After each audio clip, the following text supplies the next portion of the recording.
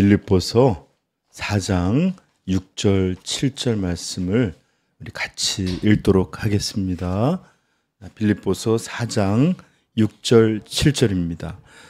아무것도 염려하지 말고 다만 모든 일에 기도와 간구로 너희 구할 것을 감사함으로 하나님께 아뢰라. 그래야하면 모든 지각에 뛰어난 하나님의 평강이 그리스도 예수 안에서 너희 마음과 생각을 지키시리라. 아멘. 우리는 지난주 이 같은 본문을 통해서 기도에 대해서 세 가지를 배웠습니다. 첫째는 아무것도 염려하지 말고 기도하라는 말씀이었는데, 염려하지 말라는 것은 부정의 명령이십니다. 염려하지 말아라. 우리 성도는 염려 대신 기도를 해야 하는 사람들이에요. 염려는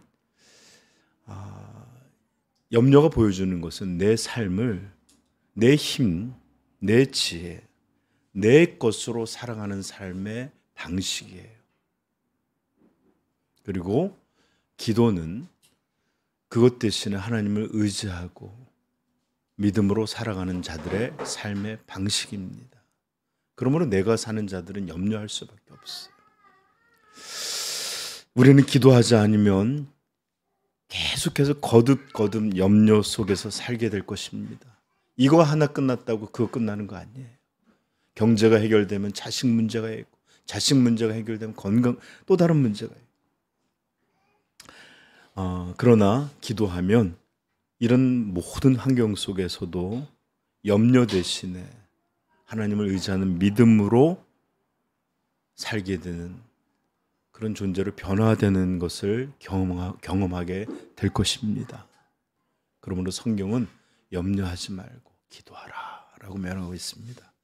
둘째는 모든 일에 기도와 간구로 라고 말씀처럼 우리의 기도는 어떤 것은 드려도 되고 어떤 것은 드리지 않는, 말을 들으면 안 되는 그런 기도가 있는 것이 아니라 모든 것을 기도해야 돼요. 물론 어떤 기도는 이렇게 공개적으로 드려지는 기도들 가운데서는 어떤 면에서는 구별되어야 될 요소가 있지만, 우리 하나님 앞에 드려지는 개인적 기도에서는 자신의 모든 연약함이라 할지라도 여러분들 숨김없이 다 정직히 모든 것을 아시는 하나님께 우리의 모든 것을 정직히 아뢰을 때 우리 하나님의 놀라운 은혜가 우리 심령과 삶 속에 나타내리라 믿습니다. 네. 셋째는 어떻게 해야 된다고 했죠? 감사하는 기도해야 된다고 했습니다. 여러분, 기도는 그냥 자연이 아니에요. 예수 그리스도의 죽으심으로 우리에게 주어진 선물입니다. 그러므로 우리는 모든 것을 그리스도의 이름으로 나아갑니다. 그러므로 예수 그리스도의 이 십자가 대속으로 우리가 기도할 수 있게 됐다.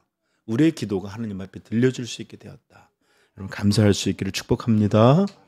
그리고 또한 우리 주 예수 그리스도의 이름으로 우리 하나님은 우리에게 응답해 주십니다. 그러므로 그 응답의 약속을 믿으시고 미리 믿음으로 감사할 수 있기를 축복합니다. 네. 기도는 반드시, 어떤 기도는 항상 감사함 속에 올려져야 하는 것입니다. 자, 오늘도 우리는 기도에 대해 몇 가지를 배우게 될 것인데, 핵심이 뭐냐? 설교 제목이 기도의 능력. 기도의 능력이 어떤 것인지, 과연 기도의 능력이라 불린다는 것은 무엇인지 지금부터 여러분들과 함께 좀 살펴보려고 합니다.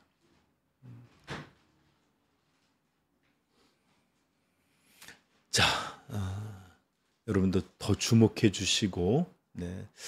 요즘 설교를 보니까 45분, 50분, 1시간 안 넘어요.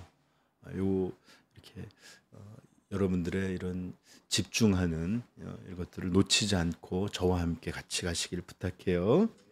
자, 먼저 우리 기도의 능력을 살펴보려면 기도가 과연 무엇인지를 먼저 간략히 살피는 일이 필요할 줄 믿습니다.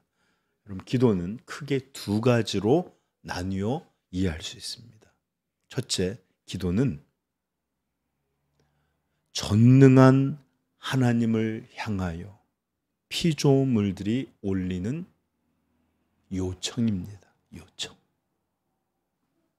저는 기도를 하나님을 향한 요구가 아니라고 말했다라는 것을 기억하고 주목해 주시길 바랍니다. 그렇습니다. 기도는 절대로 요구가 아닙니다. 요구라 불릴 수 없어요. 종종 어떤 설교자들은 기도에 대해서 가르치며 하나님이 우리의 아버지시기에 그분이 우리를 무한히 독생자를 주실 만큼 우리를 사랑하시기에 하나님께, 우리의 아버지께 당당히 요구하라, 이렇게 말하는 사람들이 있어요. 얼마 전에 제가 그 약속이 있어서 용산에 있는 그 아이파크몰인가요?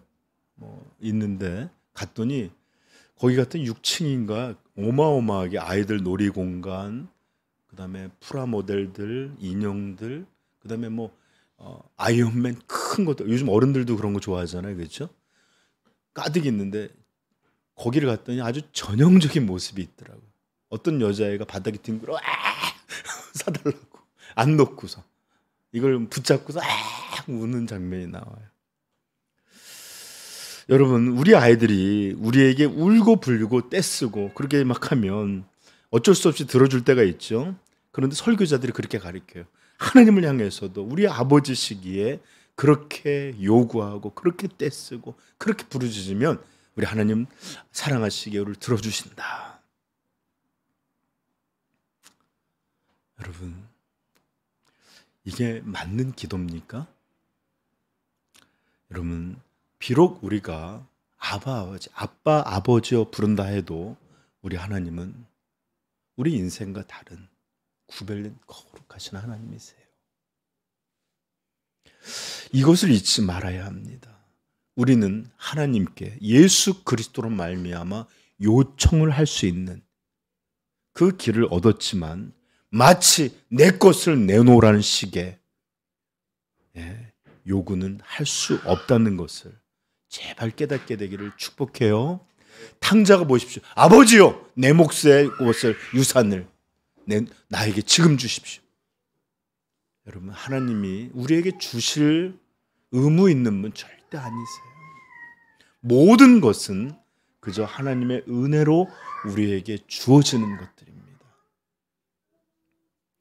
그러므로 이것이 주어지는 건 하나님의 사랑 때문이지 우리의 어떤 자격 때문이 아니에요.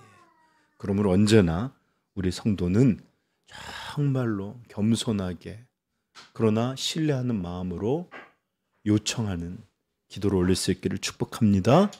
기도는 요구가 아니라 요청이다. 네. 다시 한번, 우리 주 예수 그리스도의 대속의 공로 때문에 감히 바랄 수도 없고 감히 나아갈 수도 없는 그런 자격 없는 자들에게 하나님이 그 무한한 긍휼, 그 무한한 은혜를 우리에게 베풀어 주셔서 우리가 하나님께 원하고 간청하고 또 그렇게 간구할 수 있게 된 것이 바로 기도임을 여러분 잊지 않기를 축복합니다. 시편 4편 1절은 기도가 어떤 것인지 잘 보여줘요. 내 의의 하나님이여, 내가 부를 때 응답하여 주소서. 곤란 중에 나를 너그럽게 하였사오니 내게 은혜를 베푸사 나의 기도를 들으소서. 들어주세요. 나를 응답해 주세요. 이런 요청을 간청하는 것이지 요구하고 있는 거 아닙니다.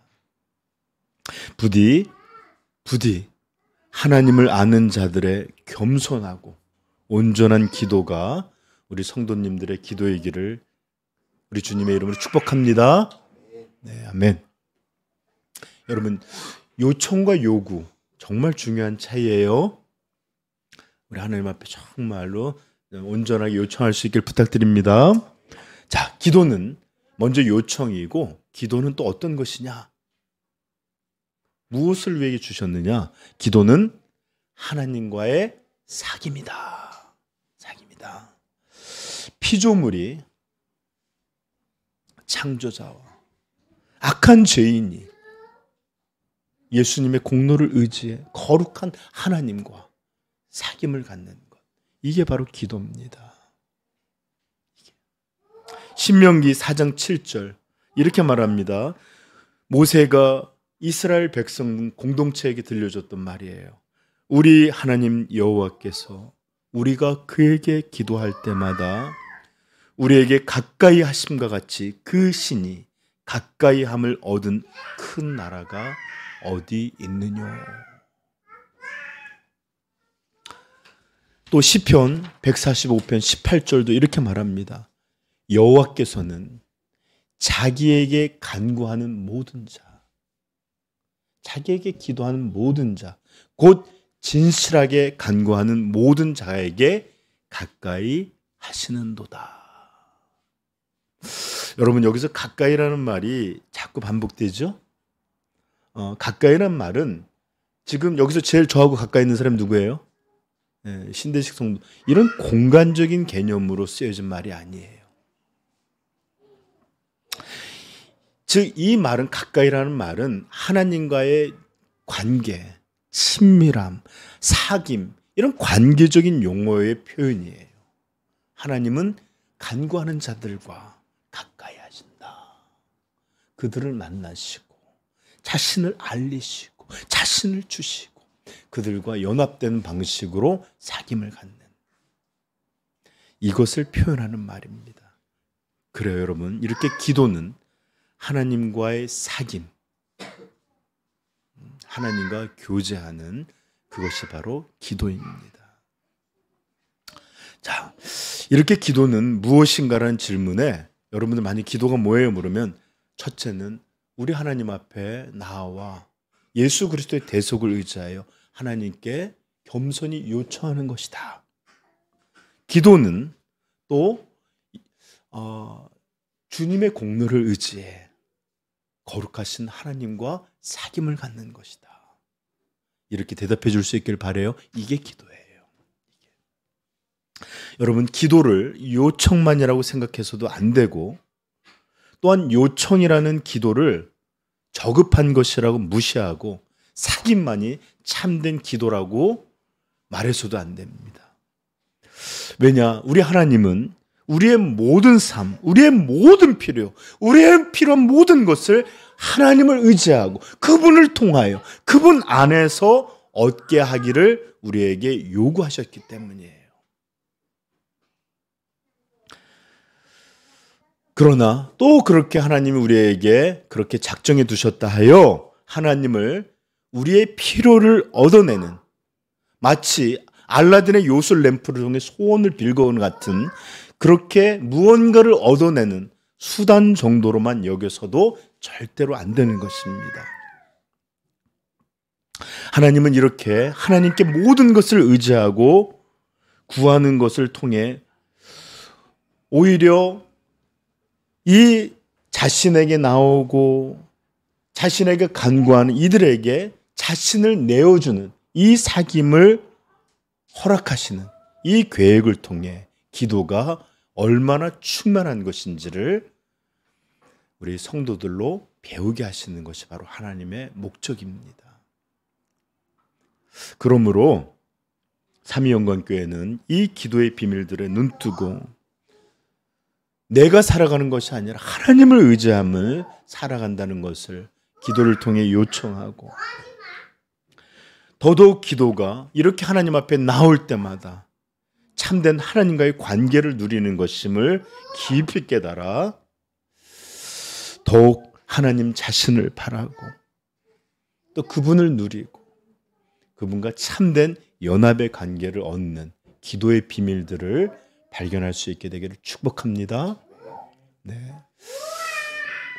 많은 이들이 기도를 요청만으로 여김으로 하나님의 진실한 계획을 몰라요.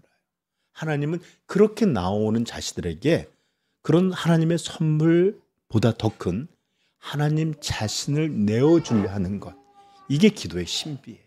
이게 기도의 비밀입니다. 자, 그렇다면 기도의 능력이란 어떤 것이라 말해야 될까요? 과연 어떤 것이 기도의 능력일까요? 아마 이것도 우리는 두 가지로 나눠서 생각해 봐야 될 거예요. 그렇죠? 많은 이들에게, 대부분의 사람들에게 기도의 능력이란 무엇이냐? 우리 성도의 기도가 창조주요, 주권자요, 전능하신 하나님께 드려지는 것이고, 또 그런 하나님이 우리의 기도에 응답해 그 하나님의 권능과 능력과 은혜를 실현시켜 주는 것이기에, 기도의 능력이란 이렇게 놀라운 하나님의 권능의 응답이라고, 은혜의 응답이라고만 생각할 때가 많습니다. 엘리야가 하나님께 부르짖을 때에 갈멜산에서 그 불을 내려서 심지어 재물에 물을 끼웠는데도 그 불을 온전히 태워버리는 그 권능의 불이 내리는 것처럼, 기도에 응답하시는 그 하나님의 그 놀라운 권능, 또는 수넴 여인의 아들이 죽어갈 때 하나님께 간청함으로 그 아들이 다시 살아나는 그 은혜를 누리는 것처럼, 이런 기적을 맛보는 것, 이런 것이 바로 기도의 능력이라고 생각합니다. 여러분, 정말이에요. 우리 하나님은 우리 성도들의 기도를 들으시고 또 그것에 응답해 주시는 걸 기뻐하십니다. 그리고 그 기도를 응답해 주시는 하나님의 놀라운 권능과 은혜, 이런 기적, 그 다음에 이런 놀라운 복됨이 성도들에게 알려지기를 바라세요. 우리 성도들도 이런 복을 누릴 수 있기를 축복합니다. 그러나 현대의 신앙에 대한 무지한 현대 교인들처럼 이것만이 기도의 능력으로만 여겨서는 안 됩니다. 무슨 말인지 아셨죠? 이런 것 누리는 거 여러분 충분히 누리길 바라요. 그러나 이것만이 기도의 능력이라고 여겨서는 안 된다는 말이에요. 아셨죠? 자, 기적이라고 말하면 대부분의 사람들은 어떤 것일까요? 죽은 자가 살아나고, 불치의 병들, 예를 들어 간암으로 이제 몇 달 안 남았다는데 기도하니까, 저 그런 배가 너무 아파서 이렇게 화장실을 갔는데 변이 아니라 이상한 것들이 꿀럭꿀럭 나오더라. 그리고 몸이 다음날 너무 개운해서 병원 가봤는데 암이 흔적도 없이 어떠셨다더라. 이런 간증들처럼 이런 불치의 병이 나아지고, 또는 신비한 영적 현상들, 목사님 갑자기 제가 기도하는데 뭔가 열리는 듯한 느낌을 받았습니다. 심지어 어떤 목사님이 그렇게 하더라고요. 은혜가 넘쳤더니 성도들을 딱 쳐다보는, 그날 와서 설교하려고 그러는데 투시가 되더래요. 그 삶이 다. 저는 그런 은혜 안 주신 게 감사해요. 어떻게 설교할 수 있겠어요, 그렇죠? 그리고 또 앞으로 일어날 것들에 대한 예언들, 꿈을 통해서 어떤 걸 받는 것들, 이런 신비한 것들을 다 기적이라고 생각할 때가 많아요. 물론 이런 것들은 자연적인 현상이 아닙니다. 물리적인 법칙이거나 과학으로 설명할 수 있는 것이 아니에요. 그런 것에서 벗어나 있기에 우리는 초자연적인 것이라고 말하고, 또 기적이라 불리고, 또 그렇게 불리기에 충분한 일들입니다. 여러분, 어떻게 시간을 지나지 않았는데도 어떻게 우리가 미래의 일들에 대해서 어떻게 알게 될 수 있겠어요? 의료의 행위가 없는데도 불구하고 치료한 일들이 어떻게 일어날 수 있겠어요? 이런 것들은 정말로, 여러분, 신앙은 신비주의는 아니지만 기독교는 절대로 신비주의자들이 아니에요. 이런 것만 쫓아다니는 아니. 그러나 기독교 신앙에는 하나님 자체가 신비시고 초월자이시기에 신비한 일이 있는 줄을 여러분 믿길 바라요. 자, 그러나 여러분들, 대부분의 사람들이 이런 것을 기적이라고 말하지만 진짜 어려운 진짜 기적은 바로 이런 것이 아니에요. 진실한 기적, 이것은 어떤 것이냐? 뭘까요? 거듭나는 역사. 이것이야말로 진짜 기적입니다. 영적으로 죽어있던 자가 살아나서 하나님의 백성이 되는 게 기적이에요. 악한 것밖에는 모르고 자기밖에는 모르고 육체적 만족밖에 모르는 이들이 거룩을 사랑하게 되고 자기를 미워하게 되고 하나님의 나라를 꿈꾸게 되는 것, 이게 진짜 기적입니다. 마귀의 자녀가 하나님의 자녀가 되는 것이 기적이요, 지옥의 백성이 천국의 백성으로 드러나게 되는 것, 이것이야말로 진정한 기적들입니다. 이렇게 인간 존재가 심령이, 마음이, 생각이 이렇게 변화되는 것인 보이지 않는 것이기에 그저 사람들 속에서 일어나는 어떤 변화 정도로만 생각할 때가 많은데, 그래서 눈에 보이는 것들, 측정할 수 있는 것들, 이런 것들만을 기적으로 여길 때가 많아요. 그러나 다시 한번 말씀드리지만 진짜 기적은 사람이 변하는 것, 이게 기적입니다. 아멘. 왜 그러냐?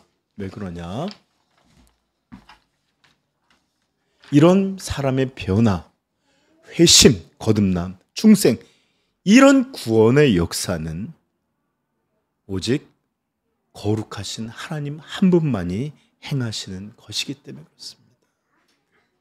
성부와 성자와 성령이 행하시는 가장 중요한 일, 그것이 무엇입니까?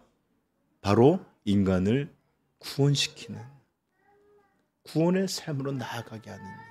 이것이야말로 하나님이 가장 중심으로 여기는 핵심입니다. 그러하기에 아들을 우리에게 주셨고, 그러하기에 그 아들을 믿는 자 안에서 성령을 내주게 하셔서 하나님의 자녀로 살아가게 하는 것입니다. 여러분, 우리는 어떻게 구원 얻습니까? 네, 믿음으로만 구원을 얻습니다. 근데 성경은 이 믿음을 뭐라고 부르죠? 하나님의 선물이라 불러요. 하나님의 선물. 하나님이 주셔요. 하나님만 주실 수 있는 것입니다. 그 다음에 우리 구약성경 요엘 2장입니다. 2장 8절에 보면 거짓되고 헛된 것을 숭상하는 모든 자는 자기에게 베푸신 은혜를 버렸사오나 나는 감사하는 목소리로 주께 제사를 드리며 나의 소원을 주께 갚겠나이다. 구원은 여호와께 속하였나이다 하니라.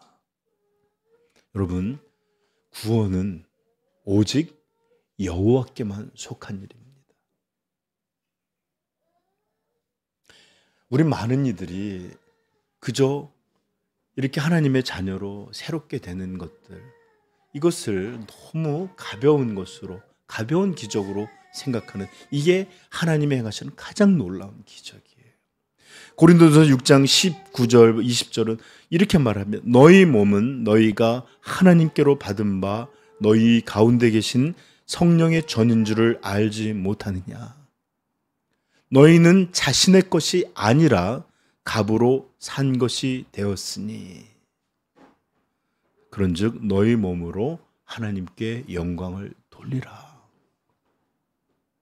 독생자의 목숨 값으로 하나님은 우리를 사신 것이에요. 여러분, 이것보다 더 큰 기적이 있을 수 있습니까? 이것보다 더 큰 하나님의 일이 있을 수 있습니까? 그리고 이것이 오직 하나님만이 행할 수 있는 것이다라고 성경은 우리에게 분명히 말씀해 주십니다. 우리는 독생자의 핏값으로 하나님이 우리를 사셨기에 구원을 얻었고 놀라운 이런 자녀의 권세를 누릴 수 있게 된 것입니다. 그러므로 사람의 변화, 마음의 변화, 심령의 변화야말로 하나님이 하시는 가장 귀하고 큰 일이요, 이것은 오직 하나님만 하시는 기적의 일이요, 그러므로 이것을 가장 놀라운 기적이다 라고 부르는 것입니다. 제가 잠깐 저 이야기 좀 할게요. 저는 제가 계산해 봤더니 꽤 오랜 기간 사역자로 말씀을 가르치는 자도 이렇게 사역을 했더라고요. 거의 신적도 많지 않고 계속해 왔는데 제가 지금까지 사역하면서 확신하고 발견하게 된 것이 있습니다. 저 좀 눈 좀 마주쳐 보세요. 저는 어떤 이의 생각도 변화시킬 수가 없고 심지어는 설득할 수도 없습니다. 제가 이것을 확신해요. 모르겠어요. 혹 언어적인 재능이 있든지 아니면 사람의 마음을 끄는 신비한 어떤 것이 있는지 모르지만 저는 확신합니다. 저는 단 한 명도, 심지어 아이라 할지라도 그들의 마음을 변화시키거나 생각을 바꾸거나 심지어 설득하는 일, 제가 할 수 없다는 것을 철저히 깨달았습니다. 여러분, 정말이에요. 사람은 어떤 의미에서 결코 변하지 않습니다. 안 변해요. 오직 하나님의 역사만이, 은혜만이 사람을 변화시키십니다. 그리고 하나님의 역사는 이렇게 구원의 순간, 중생과 회심이라는 그런 역사에서만 끝나고 이례적인 것으로 나타나는 것이 아니라 우리 전 인생의 신앙생활 동안, 모든 성화의 과정 동안 계속해서 거듭거듭 지속적으로 끊임없이 우리 안에서 행사해 주십니다. 그러므로 하나님의 은혜를 우리는 변함없는 하나님의 은혜, 그리고 성실하신 하나님이다라고 말하는 거예요. 하나님의 역사 없이 여러분 어떤 이도 성경의 것 받아들이지 않습니다. 어떤 이도 변하지 않아요. 제가 아무리 강조하고 거듭말하고 심지어 호소한다 할지라도 잠깐 그 마음이 반짝일 수는 있을지언정 진짜 사람이 무언가를 받아들이고 변화되는 것 오직 거룩하신 하나님의 역사입니다. 그래서 저는 이것을 기적이다라고 말하는 거예요. 자, 그럼 이렇게 사람을 변화시키는 기적을 하나님은 어떤 방식으로 계속 이어가시는가? 물론 칭의의 순간, 구원의 순간 우리를 급격하게 변화시키시지만 이것만이 아니라 계속해서 이어가시는데 어떻게 그런 마음의 변화를 이루어 가시는가? 어떻게요? 기도를 통해서요. 기도를 통해서. 정확히는 말씀과 기도지만 오늘은 기도에 대해서 측면을 살펴보겠습니다. 하나님은 기도를 통해 우리와 사귐, 즉 하나님 자신을 내어주심으로 매 순간 거듭 그분을 닮은 존재로 바꿔가세요. 여러분, 인간은 우리가 생각하는 것보다 훨씬 추악한 존재입니다. 악한 존재입니다. 더러운 존재입니다. 그런데 이 하나님과의 사귐 속에서 점점 인간은 아름다워져 갑니다. 의로워져 갑니다. 하나님의 신령함들이 우리 속에 스며들게 돼요. 바로 이것을 우리는 기도의 능력이라고 부르는 것입니다. 그리고 또한 이것이야말로 바로 하나님이 우리에게 기도하라, 내게 요청하라 말씀하시는 진정한 목적이기도 하고요. 자, 이제 우리는 본문으로 한번 돌아와 보십시다. 좀 피곤하십니까? 자, 잠깐 우리 한번 몸을 좀 풀어 보십시다. 일어나 보시기도 하고요.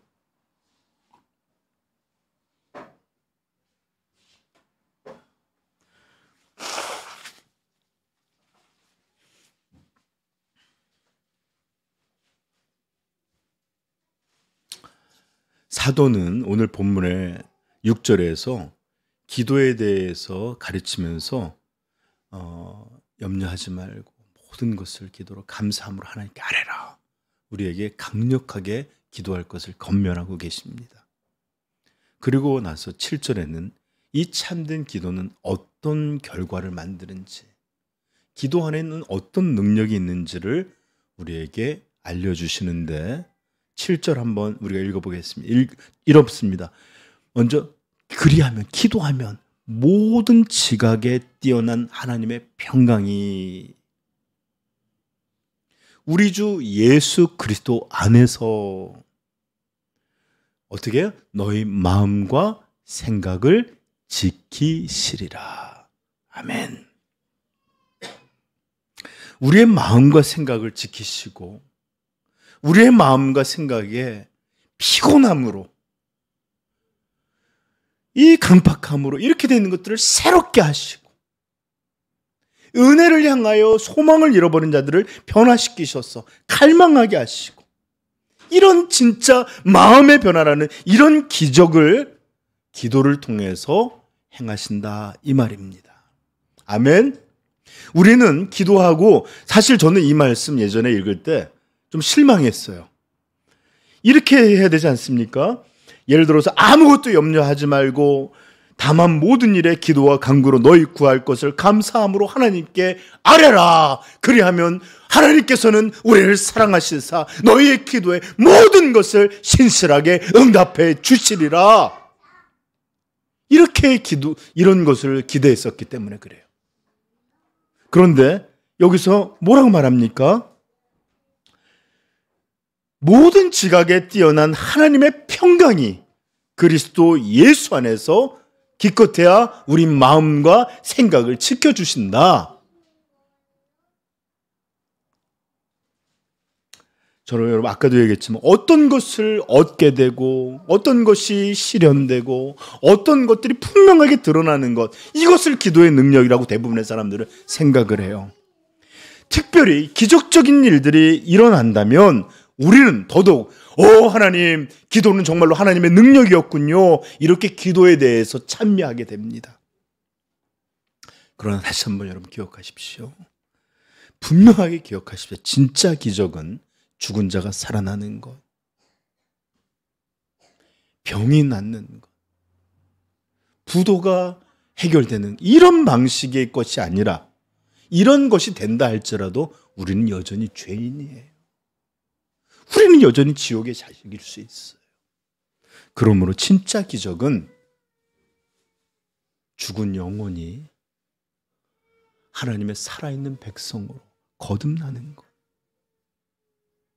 악한 죄인이 하나님의 의로움과 같이 의인이 되는 것, 이 땅을 전부로 알고 쾌락을, 자기 사랑하기를, 육체 사랑하기를 그렇게 하나님 사랑하기보다 더했던 우리들이 모든 것을 죄로, 모든 것을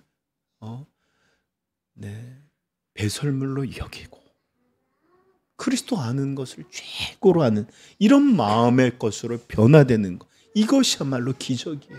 기적.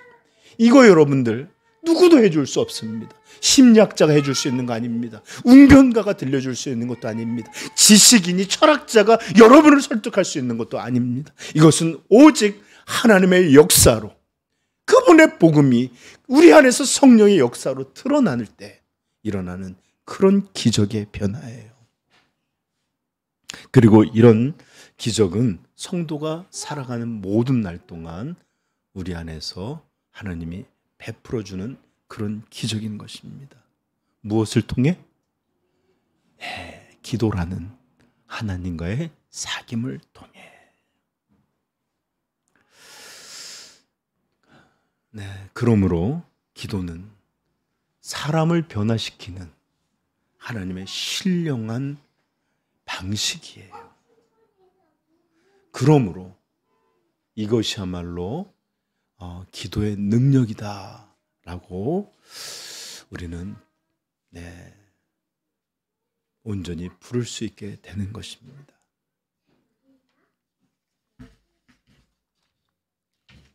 여러분, 저 좀 보십시오. 정말로 기도하면 하나님은 우리의 마음과 생각을 지켜주세요. 그것에 변화를 주세요. 이런 것들이 어떤 것이다라는 것을 알고 이것을 싫어하던 마음에서 이것을 진짜로 좋아하고 갈망하고 원하는 마음으로 변화시키는 새 생명을 허락해 주십니다. 그러므로 거듭났음에도 기도에 게으른 사람이 있거나 또는 성도라고 말하면서도 기도의 삶이 거의 전무한 사람들은 왜 그들의 신앙이 자라지 않고 왜 육체는 그렇게 강력히 내 안에서 역사하고 왜 옛삶은 다시 한번 우리에게 돌아와 마치 살았으나 죽은 자요 마치 신자이나 불신자와 같은 삶으로 살아가는 그런 지배력을 발휘하고 왜 그렇게 삶은 공고하고 왜 그렇게 우리는 유혹에 쉽게 무너지고 왜 우리는 그렇게 믿는 대신에 염려하는 그런 삶을 살아가는지 우리는 알게 되는 거예요. 왜요? 우리 성도의 마음과 생각, 존재를 지키시고 변화시키시고 또 이렇게 다루시는 기도 가운데의 사귐, 이것이 없는데 어떻게 우리가 온전한 성도로 살 수 있겠습니까? 여러분, 기도야말로 사람을 변화시키는 하나님의 능력인데 이것 앞에 나오지 않으니, 아니 참된 성화가 어떻게 이런 일들이 이루어질 수 있겠어요? 어찌 죄를 이기는 아름다운 삶이 저절로 이루어질 수 있겠습니까?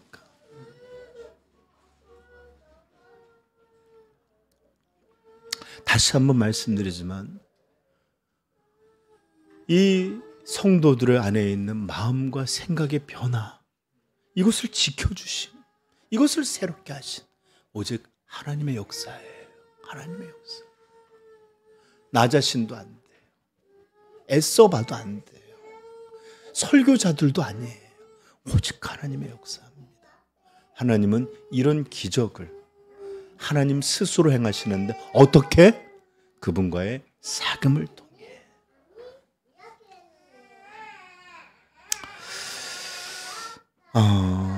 이것은 하나님 자신이 그 자신을 내어주는 사귐을, 이 기도라는 과정을 통해 일어나는 기적들입니다.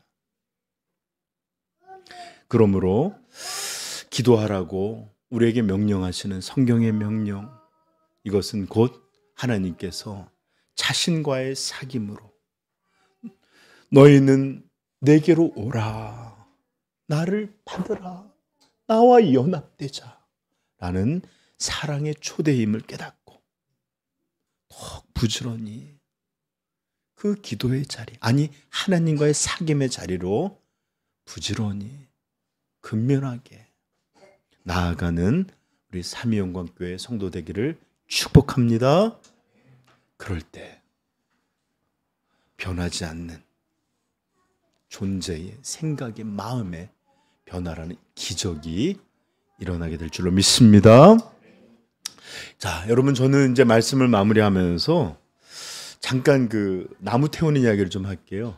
저는 나무 태우는 일이 너무 좋아요. 그래서 요즘 제가 화목난로를 집에다 하나 드릴까도 생각할 정도로, 근데 물론 현실적이지 않아서 포기하고 있는데, 종종 수양관에 가면 나무를 이렇게 태우려고 하다 보면 나무가 아무리 이 불을 붙이려고 해도 잘 안 붙어요.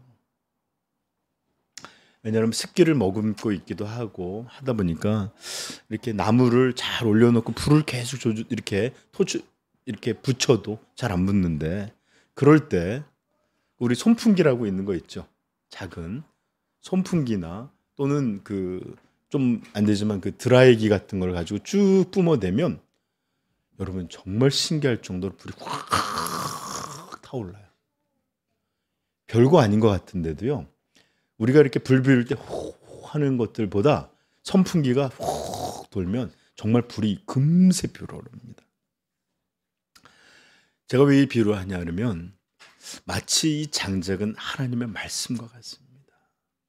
여기는 불을 피워내는 그런 생명의 능력이 담겨져 있는 것이에요. 그러나 우리의 심령이 정말로 죄로 인해 축축이 젖어 있는 것 같아요. 그래서 이 나무가 잘 타지를 못해요.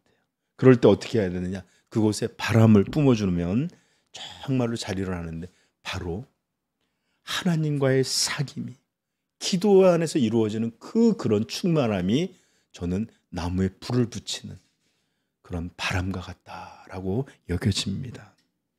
이렇게 해서 막 기도 가운데 이런 일들이 훅 일어날 때 그 하나님의 말씀은 우리 안에서 타올라요. 아, 이제부터는 내 삶은 하나님을 위해서 살아야 되겠구나. 이제 몇 남지 않은 이 인생의 길이, 어느 때까지 내가 먹는 것, 마시는 것, 자기를 위한 일을 삶을 살까? 언제야 나는 한 번이라도 주님을 위한 진정한 헌신을 할 수 있을까? 어떻게 해야 우리 가정이 하나님의 나라가 될 수 있을까? 이런 것들에 막 하나님의 말씀 우리 안에서 불타는 이런 일이 됩니다. 그리고 이렇게 온전히 우리 안에서 불타게 될 때 우리 안에는 하나님을 향한 거룩한 불꽃이 막 일어나요. 정말로 내가 거룩하고 정결해지고 아름다워지고 싶다라는 그런 열기가 막 일어나게 됩니다. 이렇게 온기가 충만한 불덩어리가 될 때 여러분들, 이 세상을 밝게 빛내기도 하고요, 죄와 미움과 사망의 추위에 떨고 있는 자들에게 진정한 열기를 공급해주는 그런 화로가 되기도 하는 것입니다. 그러므로 여러분들, 이 시간 간절히 바라기는 진정한 하나님의 능력, 이 기도의 능력 가운데 나타나는 하나님과의 사귐이 우리 온 성도들의 마음에 임함으로 생각이 지켜지고 마음이 바뀌고 다시 한번 하나님의 말씀이 진실한 믿음들로 불태워지는 그런 역사들이 일어나기를 우리 주님의 이름으로 축복합니다. 기도하겠습니다.